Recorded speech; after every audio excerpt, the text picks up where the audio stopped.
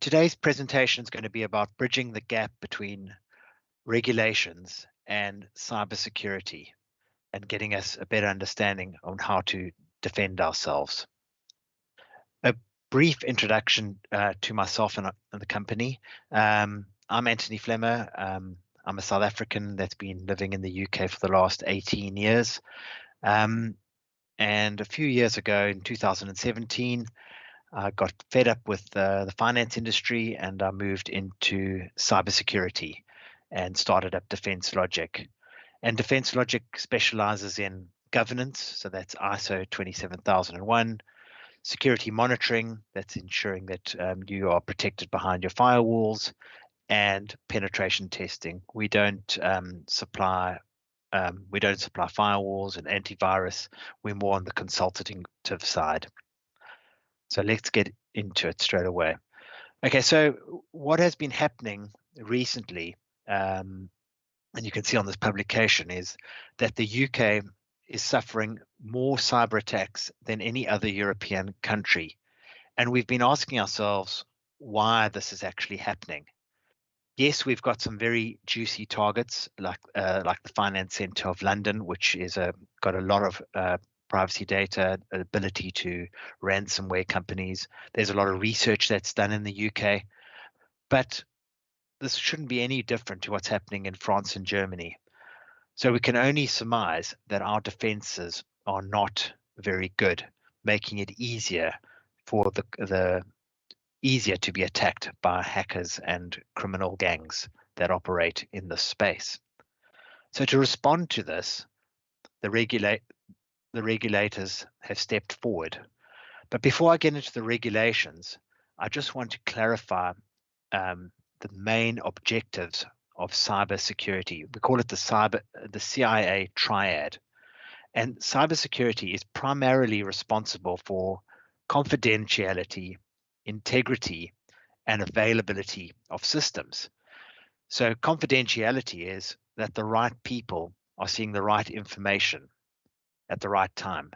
So what we're talking about there is your staff, your general staff is not seeing the HR payroll, for example, or even more onerous would be a hacker hasn't hacked into your system and can see your confidential client information or your technology IP. So that's what confidentiality is focused on. Integrity is that are your systems representing data accurately? An attack that's starting to come through by cyber attackers is they will log into your system or break into your system and they will change your background data.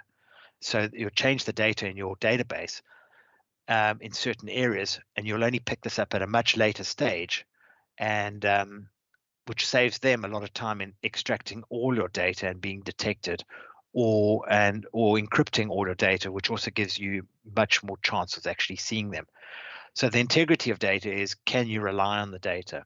And then the third part of the triad is, it's no use having your data being highly confidential and it being very integrity, but nobody can actually access it in your company. And I know that a lot of cybersecurity experts get slightly obsessed about the availability, making it very hard for people trying to use the systems and data to try actually get into the system to use it.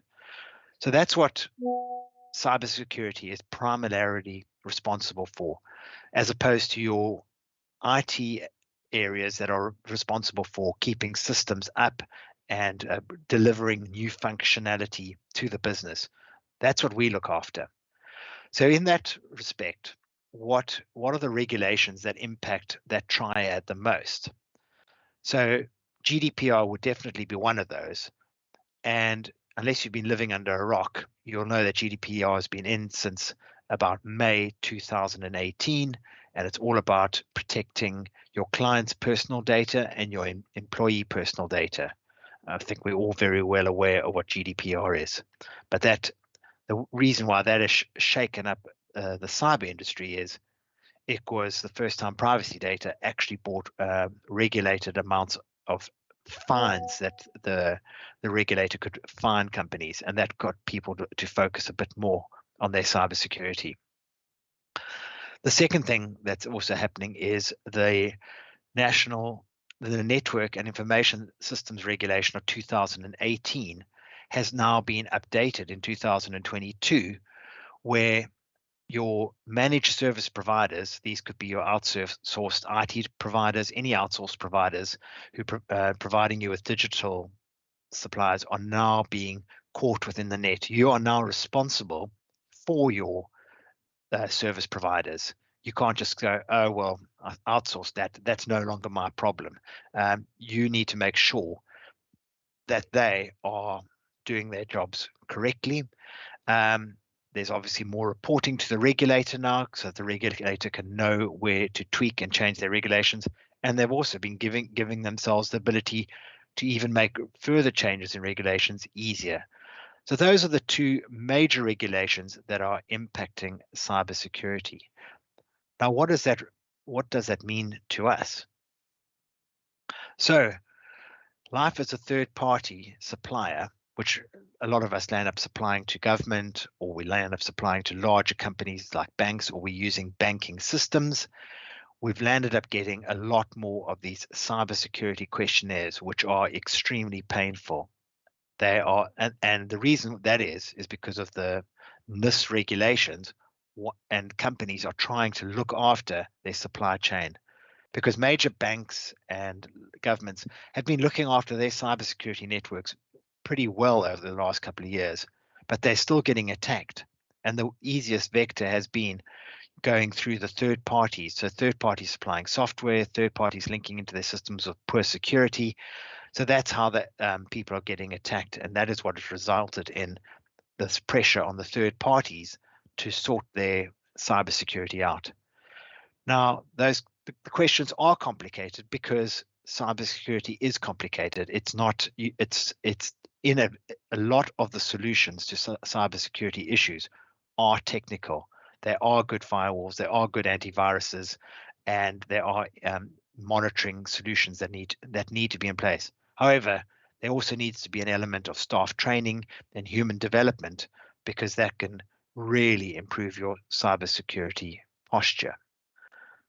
So, what are the options to reducing your regulatory risk? Well, when we started the company in 2017, cyber insurance was very cheap. It cost you virtually nothing, and it was very simple to get. And I remember going to the first conference moving into cyber, and people saying, just get cyber insurance, and you can mitigate a lot of your risk. Wasn't exactly what I wanted to hear, being a provider. However, that has changed a lot. Cyber insurance has become very expensive, and that is a result of ransomware, which I'll talk to in a bit more detail later on, and ransomware hitting the insurers, because they're now having to do payouts, and also to mitigate that, the insurers are now insisting they'll insure you, but you now need to have various cybersecurity practices in place to demonstrate that you're actually taking your cybersecurity quite seriously. So you can't totally rely on cyber insurance anymore. So what do you need to do? You need to evaluate your current cyber posture, and I'll talk you through in detail how we do that and demonstrate that. And we've got various frameworks on how to get to that position. If you guys have got any questions, just put your hand up, and I can answer them, or you just pop them in the chat, and I'll keep an eye on that. All right, thanks.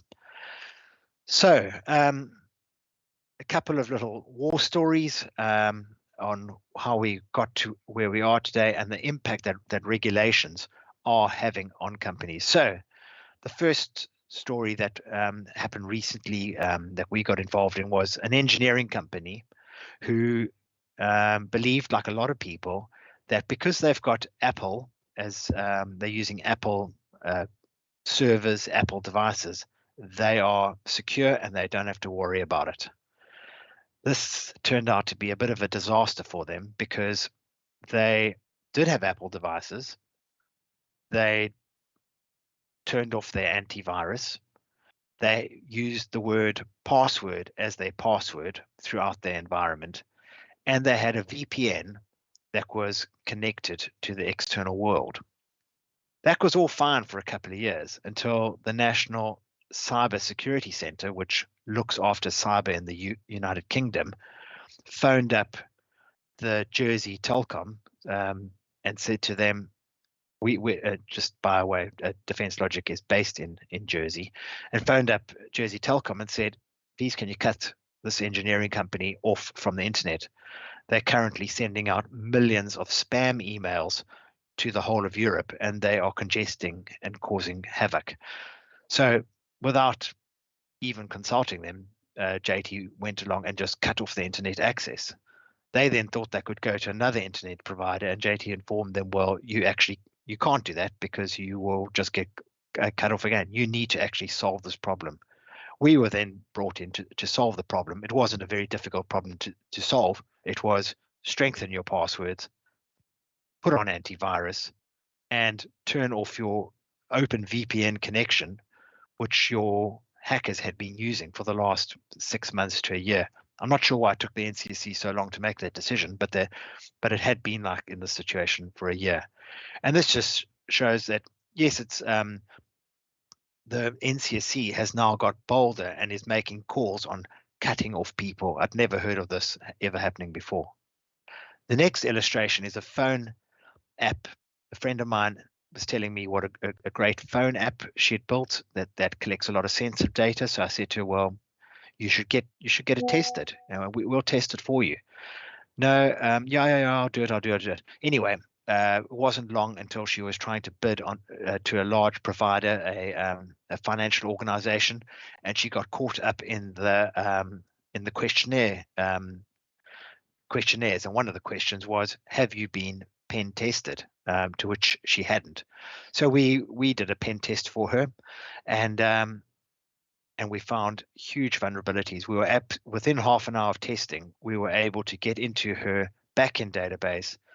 If we were a hacker, we would have been able to steal the data or delete the data, which would have basically been the end of her business. So we obviously produced the report. We didn't destroy the data because that's not what we do as expert pen testers. We just show you how it can be done. And she then got that fixed. And other than having to spend a lot more money getting her cybersecurity fixed, she averted a complete disaster if some hacker had actually tried to take her on. And then the last story is a large law firm or a company that's involved in law. They're not really a traditional lawyers firm because they're worth about $1 billion. It's an American company. We were called in to help them respond to a ransomware attack with another company, and we were on that. So they were getting ransomware for $9 million, and it was a Russian company that was ransoming it. So I thought, well, how are you going to pay the ransom? There are sanctions in place. It turns out that not all Russian ransomware companies or gangs are sanctioned. So they got Department of Justice, DOJ approval in the US to actually pay the ransom, which they were hoping would avoid them appearing on this website here called Ransomware Look. They weren't that lucky because they did appear on that website, and I'll just show you what's been happening on that website in the last month or so. We've had these attacks. I'm not going to scroll through the whole lot, but as you can see, a lot of companies are getting hit. That particular company is not on this list because that happened quite a few months ago, but you can see a lot of people are getting hit by different ransomwares on this site.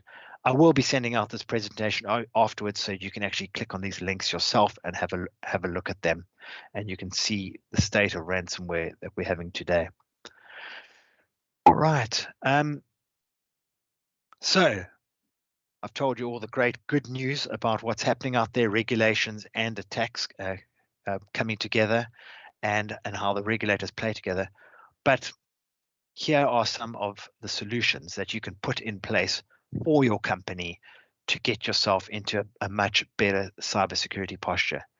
So if you've done absolutely nothing, I would suggest, as far as cybersecurity is concerned, I would suggest you look at getting Cyber Essentials. Now, Cyber Essentials is almost like crawling in cybersecurity language.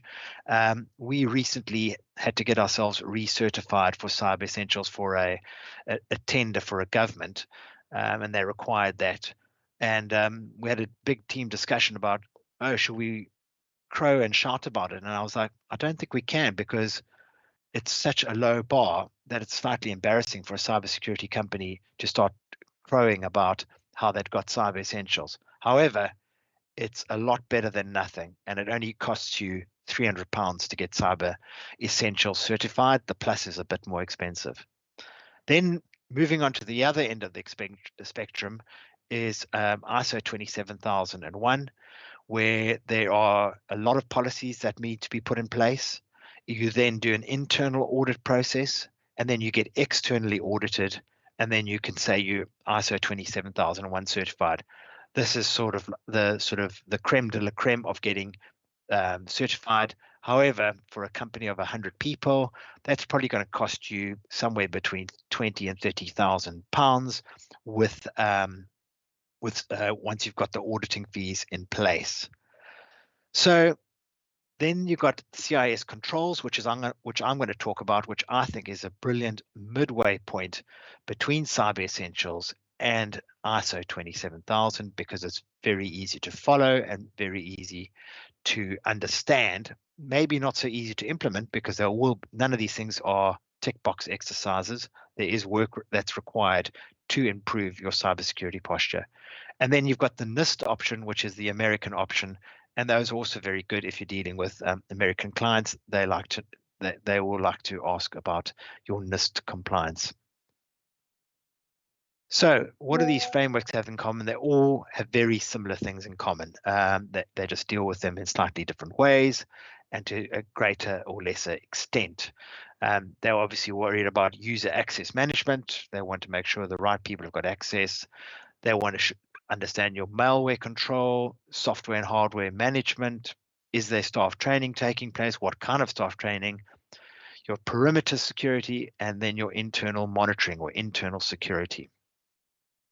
So let's get into how you get started with CIS. There's a link just underneath that heading, which you'll be able to download both the CIS Controls documentation and a Excel spreadsheet, which I'll show you how to use slightly later, which will make your life a lot easier if you want to go down this path. So you first all have to determine what implementation group you actually are.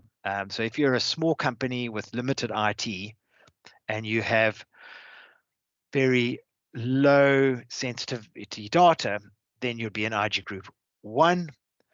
If you've got IT and infrastructure and your data is sensitive, client sensitive, then you're an IG group 2. Now, some companies will be small and outsource their IT, but they might have pretty sensitive client data. I'm thinking typically a small law firm. I would recommend you, if you are that kind of company, that you start off with the basics, get the IG1, make sure you can comply with those requirements before you move on to the IG2. At least build the foundation before you try and go too far. Then the IG3 group is obviously much larger national or international type businesses that have got sensitive information. So let's just dive into this a bit further. So there are 15 groups of critical controls. Again, those should start looking familiar to you, what I mentioned earlier. And not all of those controls would apply to, say, an IG group 1, but they would definitely all apply to an IG group 3. So the document is the CSI Critical Security Controls, which you can download afterwards. And it starts off with very simple how to get started. You click on the how to get started, and you obviously got to make a determination before you even get further on whether you are whether you are IG group 1, 2, or 3. Once you've made that determination, you then will work through these various controls that are in the document, and I'll take you through an example of those controls now. And why I like the document is you'll go to, say, network monitoring and defense, and even if you know nothing about it, you'll go, okay, I know nothing about it, and I'm an IG group 1, so I'm a small company with low. Okay, great. 0 out of 10, 0 out of 11, sorry, controls apply to my organization. Skip it over, which is good news. If you are an IG group 2, it could actually explain why the control is critical. So why do we need network monitoring and defenses?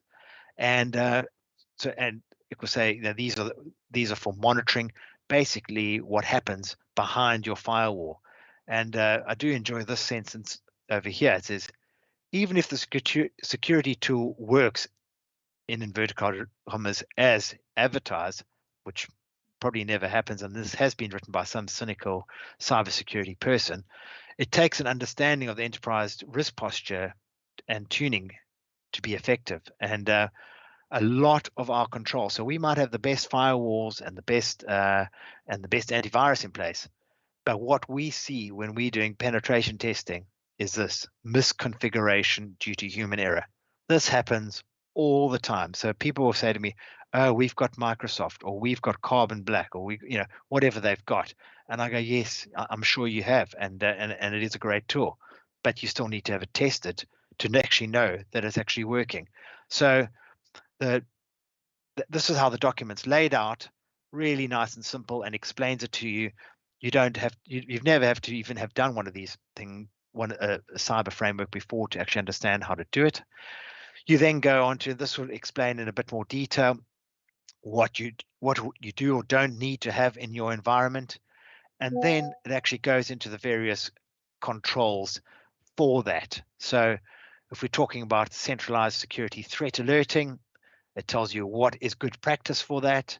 You need to have a SIEM. You need to get all your correlation alerts coming into there. And it will tell you who needs to do this particular control down to the granular level. Now, you're probably looking at this and you're thinking, well, gee whiz, how am I going to control all these controls, and which IG group is going to do it? And it sounds like a bit of a nightmare for me. And fortunately, the CIS has made it a lot easier for all of us, and they've provided us with a spreadsheet format, so you don't have to spend hours extracting that information and doing exactly that. And so you've got your controls. It then tells you which IG group 1, 2, or 3 it is part of. It's got a cross next to each one, and you can just move along. So what I did with a client recently was they wanted me to come in and evaluate their environment, and actually Josh and I both did it together, who's on the call. We just added a column saying evidence, because you never want to go to your IT or your third-party provider and just say, do you comply? Because they will just go yes, yes, yes, yes, yes, and you'll be none the wiser. You need them to say, under this, we use this control. We've got a firewall here. We tune it. We do whatever is required. They need to fill out the evidence, and then you as the compliance person or the IT person can then decide whether you comply fully, partially, or none at all. And then it's very easy to filter and then put solutions against this. So the spreadsheet really helps you jump forward in getting compliant. What you can also do, and I've just demonstrated it here, is you can filter. So if you're an IG 1, you can filter on that group, and as you can see, there are only, I think I can't quite read that, 56 controls that apply to IG group 1, and you'll just fill out those controls that are applicable. There are more controls available that are required for IG group 2. And obviously IG group 3 has all 171 controls that need to be filled out. That brings us neatly to the end of my presentation. So are there any questions that you guys have for me, Tina or Dan? If you want to put them in the chat, that's fine. If you have no questions, that's also fine. We'll be sending out a link to the recording, as well as within this document, you'll be able to get links to those documents if you want to use them. And obviously, Defense Logic's available for any individual consulting around this or any other consulting that you might want to use for us. All right, if there are no questions, I'd just like to thank you, you guys all for joining the presentation, and let us know if you've got any other issues. Thanks a lot. Goodbye.